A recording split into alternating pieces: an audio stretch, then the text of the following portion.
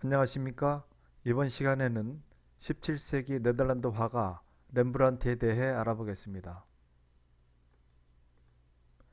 빛의 마술사, 빛과 어둠의 화가로 불리는 렘브란트 하르멘스 존 판 레이는 네덜란드의 최고 화가로 네덜란드 예술의 황금 시대를 열었으며 서양 미술 사상 17세기의 가장 위대한 화가로 꼽힙니다. 그는 특히 화려한 분놀림과 풍부한 색채의 구사, 절묘한 명암의 배합, 인물의 개성과 심리를 담아내는 내면 묘사에 탁월한 재능을 지니고 있었으며 초상화, 종교화, 자화상, 풍경화 등에서도 많은 걸작을 남겼습니다. 렘브란트의 그림은 빛과 어둠의 강한 대비가 특징으로 밝은 부분과 어두운 부분을 대비시켜 입체감을 드러내 그림에 극적인 효과를 주는 키아로스크로 기법을 사용하였습니다. 이로 인해 빛과 어둠의 마술사라는 별명을 얻었고 17세기 네덜란드 화가들에게도 큰 영향을 주었습니다. 또한 정교한 구도와 인물의 탁월한 묘사로 오묘한 인간의 감정을 담아내고자 했던 점이 높이 평가되고 있습니다. 렘브란트는 유화뿐만 아니라 에칭과 드라이 포인트 기법을 이용한 판화도 많이 제작하였습니다. 그는 젊은 시절부터 동판화를 독학으로 연구할 만큼 판화에 특별한 애정을 가졌다고 합니다. 렘브란트는 창작 초기에 종종 자신과 가까운 이들을 그렸는데 특히 가족들을 자주 그렸습니다.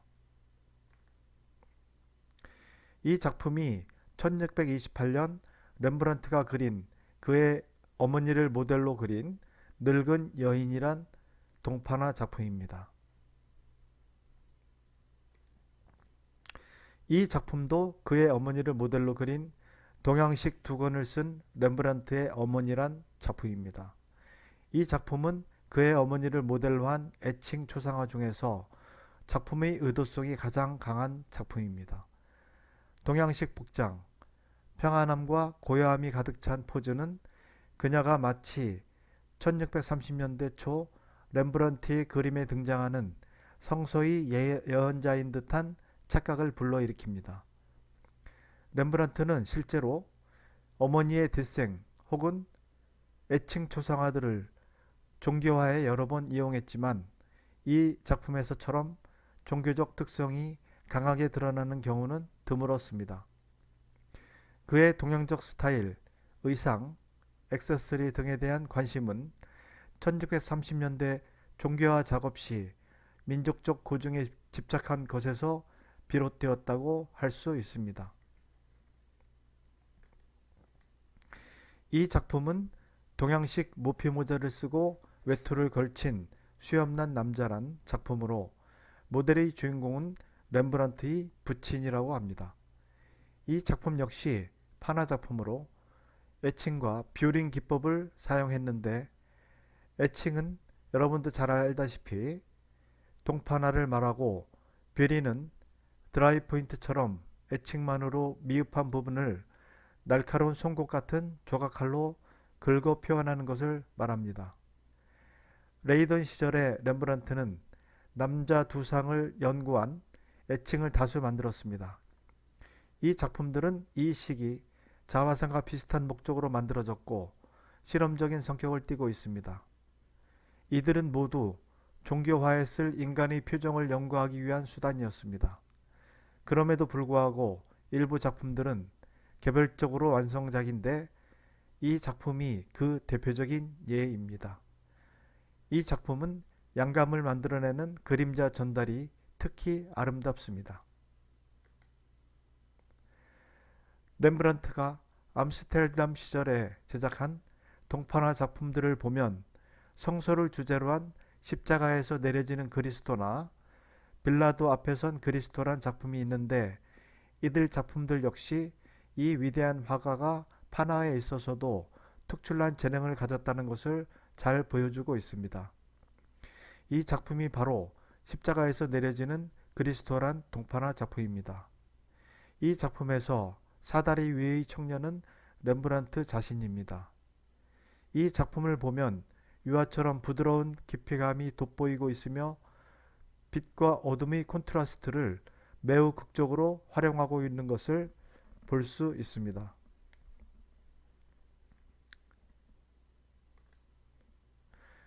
또한 렘브란트는 우리에게 고흐와 더불어 자화상을 많이 그린 화가로 유명합니다. 그는 평생 60점에 달하는 자화상을 그렸습니다.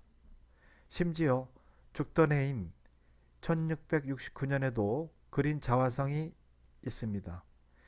이처럼 그는 자신의 모습을 계속해서 평생 동안 그려감으로써 자기 자신의 자아를 계속 성찰하고 자신의 내면을 찾아가는 과정을 해왔던 것입니다. 렘브란트의 대표작으로 야경, 니콜라스 튠프 박사의 해부학 강의, 자화상, 탕자의 귀향 등이 있습니다. 그럼 이어서 렘브란트의 생애에 대해 알아보겠습니다.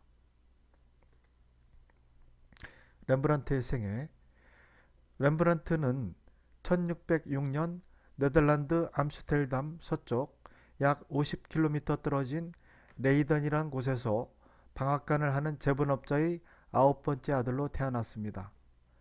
성장기에 라틴어를 가르치는 학교를 나온 후 14살이 되던 해인 1620년에 렘브란트는 레이던 대학교에 입학합니다. 그러나 렘브란트가 학교 공부에 흥미를 느끼지 못하고 그림을 그리는 데만 열중하자 그의 부모는 야콥 판 스바넨비르흐란 화가 밑에서 3년간 미술 수업을 받게 합니다. 1624년에 고향인 레이던으로 돌아온 렘브란트는 그곳에서 개인 아뜰리에를 열고 가족이나 이웃 노인의 인물화나 성경 등을 주제로 그림을 그리다 결국 인물 위주의 초상화를 그리는 초상화가로서 자리를 잡게 됩니다. 당시 네덜란드는 다른 유럽의 국가들과는 다르게 왕이나 귀족이 아닌 상업으로 부를 쌓은 부르주아 계급이 태동하던 나라였습니다. 성공한 상인들을 위한 초상화의 수요가 그렇기 때문에 많았던 것입니다. 이런 상황 속에서 빛과 어둠을 능숙하게 다루며 인물에 대한 극적인 묘사를 보여주었던 렘브란트도 점차 인기를 얻게 됩니다. 그 무렵 암스테르담에서 활동하던 화가 피터르 라스트만을 정기적으로 방문해 지도를 받으면서 기초적인 회화 기법, 즉 화면 구성 방법과 입체 표현 방법, 정밀한 세부 묘사, 무리 없는 채색 기법 등을 익혔습니다. 피터르 라스트만은 17세기 네덜란드 바로크 화가로 이탈리아의 화려한 색채를 구사하는 화풍으로 그림을 그렸습니다. 그럼 지금부터 렘브란트의 스승인 피터르 라스트만의 작품들을 한번 살펴보기로 하겠습니다. 대부분 성서와 신화를 바탕으로 한 작품들입니다. 이 작품은 피터르 라스트만이 성서의 내용을 주제로 1614년에 그린 룻과 나옴이란 작품입니다. 다음 작품은 피터르 라스트만이 신화를 주제로 판넬의 유화로 그린 코리울라노스와 로마 여성이란 작품입니다. 이 작품도 신화를 주제로 그린 오디세우스를 만나는 나우시카란 피터르 라스트만의 작품입니다.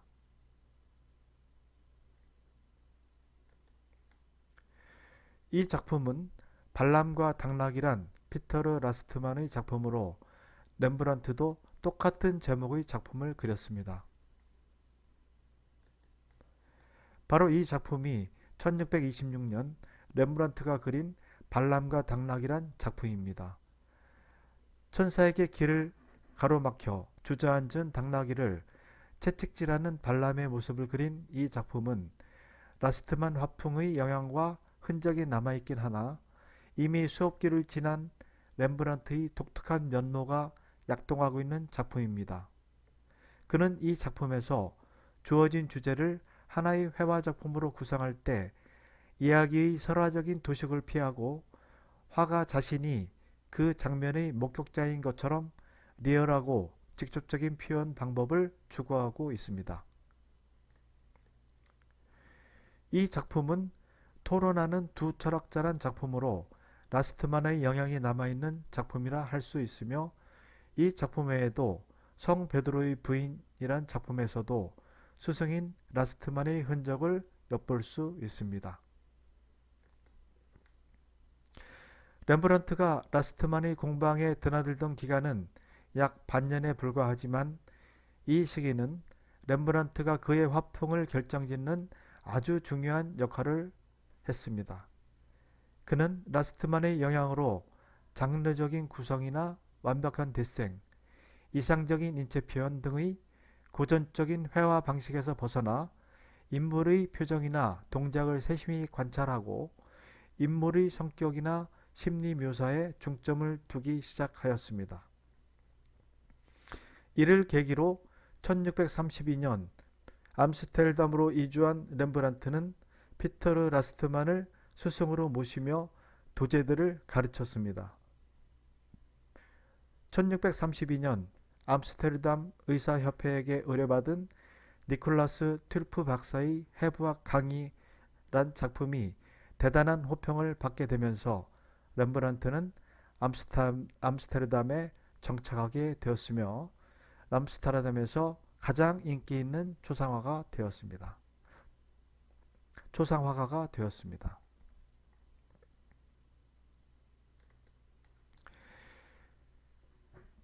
이 작품이 니콜라스 튠프 박사의 해부학 강의란 작품인데, 튠프 박사의 공개 해부 강연을 그린 이 불멸의 명작에서 렘브란트는 인물들마다의 개성을 담아내는데 뛰어난 재능을 보여주었습니다.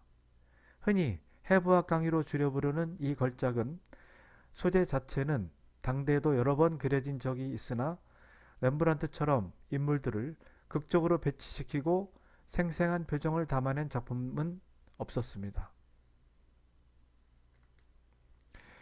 이때부터 10년간은 렘브란트의 생활이 가장 빛나던 때였습니다. 명문 가문의 딸이었던 사스키아와 1634년 결혼을 하였고, 그녀를 모델로 수많은 소묘와 유화를 그렸는데, 대표적인 작품으로 플로라 오차리움을 한 사스키아, 깃털이 달린 모자를 쓰고 웃고 있는 사스키아 등이 있습니다. 이 작품이 플로라 오차리움을 한 사스키아란 작품입니다. 이 작품은 사스키아와 결혼하던 해에 그려진 작품으로, 사스키아를 꽃의 여신 플로라로 분장시켜 그린 초상화입니다. 신화 속의 플로라는 꽃으로 장식한 소녀의 모습으로 묘사되는데, 바로 이 작품이 그런 형상을 하고 있습니다. 동양풍의 화려한 의상에 예쁜 꽃들로 만든 화관을 쓰고 오른손에는 꽃으로 장식한 막대를 들고 있습니다. 얼굴에는 수줍은 듯하면서도 우아한 표정이 역력합니다. 렘브란트는 이때 22살의 젊은 아내와 함께 아주 행복한 삶을 살고 있어서인지 그림 속 여인의 모습도 아주 밝고 화려합니다. 추가로 이 사진은 선생님이 2년 전에 러시아 상트페테르부르크 에르미타주 박물관에 갔을 때 직접 찍은 플로라 오차리움을 한 사스키아 작품입니다. 에르미타주 박물관에는 이 작품 외에도 렘브란트의 걸작인 돌아온 탕자, 바로 이 작품이죠. 돌아온 탕자, 이 작품이 있고, 그리고 십자가에서 내려지는 그리스도, 이 작품입니다. 그리고 레이스 카라를 입은 젊은 남자의 초상, 이 작품과 같이 39점의 렘브란트 작품이 있습니다. 네덜란드 이외의 지역 중 렘브란트의 작품이 가장 많은 수가 여기 에르미타주에 있다고 합니다. 여러분도 나중에 에르미타주 박물관에 가면 이러한 원작들을 직접 볼 수 있고 사진 촬영도 가능합니다. 그러면 아마도 오늘 배웠던 기억이 더욱 떠오르지 않을까 싶습니다. 이 당시 렘브란트는 초상화가로서의 명성이 높아 많은 작품을 의뢰받았고 수많은 부를 축적했으며 많은 제자들을 거느렸습니다. 그러나 렘브란트 자신이 화풍이 성숙하면서 평면적인 초상화로는 만족하지 못했고 점차 내면을 표현하고자 하는 욕구가 강해지면서 종교적 또는 신화적인 소재를 따서 그리거나 자화상이 많아지기 시작했고 이때부터 세속적인 성공에서 점점 멀어지게 되었습니다. 그리하여 마침내 성공 가도를 달리던 렘브란트를 몰락의 길로 가게 한 결정타가 있었는데 그것은 바로 1642년에 완성한 명작 야경이었습니다. 이 작품이 야경인데요. 이 작품은 암스테르담 자경단 협회의 의뢰를 받아 그린 것으로 렘브란트는 당시 유행하던 기념사진 같은 단체 초상화에 만족하지 못하였습니다. 항상 새로운 효과를 찾았던 그는 이 야경에서 단체 초상화를 그리는 관습적인 규범을 완전히 뒤엎었습니다. 흔히 하듯 인물을 한 줄로 배열하는 대신 머스킷총과 창으로 무장한 한 무리의 사나이들이 어두운 아치 안으로 걸어 나오는 넓고 복잡하면서도 역동적인 장면을 창안해낸 것입니다. 그의 새로운 시도와 구성 방법은 당대의 그림 구조와는 크게 어긋났기 때문에 의뢰인들의 많은 불만을 샀고 또 하나의 다른 이유라면은 같은 돈을 냈는데 누구는 주인공처럼 그려지고 누구는 배경처럼 그려진 것에 대한 불만도 한몫했습니다. 이처럼 1642년에 제작한 야경이 세간의 극히 나쁜 평을 받으면서 렘브란트는 초상화가로서의 명성도 잃게 됩니다. 더구나 같은 해에 아내인 사스키아마저 세상을 떠나게 됩니다. 그러나 다행히도 두 번째 아내인 헨드리케 스토펠스의 내조를 받아 작품 세계는 더욱 발전을 하게 됩니다. 렘브란트의 대표작이라고 할 수 있는 많은 작품들이 1640년대 이후에 완성된 것들이었습니다. 아직까지는 화가로서의 명성이 아주 사라진 것은 아니었으나 렘브란트는 씀씀이가 많고 생활 자체가 사치스러웠던 탓에 경제적인 면이 갈수록 어려워져서 1656년에 마침내 파산 신고를 하게 됩니다. 그리고 그나마 가지고 있던 저택과 미술품마저 전부 팔아야 했습니다. 만년에 끼니마저 거르는 비참한 생활 속에서도 렘브란트는 인간에 대한 깊은 이해와 애정을 바탕으로 훌륭한 그림들을 그려 나갔지만 1642년 야경 제작 이후 무너진 그의 화가로서의 인간적인 삶은 끝내 회복되지 못했습니다. 그러다 마침내 1669년 암스테르담의 유대인 구역의 한 허름한 집에서 위대한 화가 렘브란트는 쓸쓸히 그의 생을 마감했습니다. 이상으로 렘브란트의 드라마틱한 생애를 살펴봤습니다.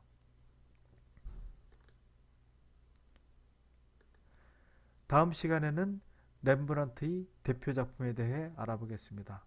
그럼 오늘 수업은 이것으로 마치겠습니다. 감사합니다.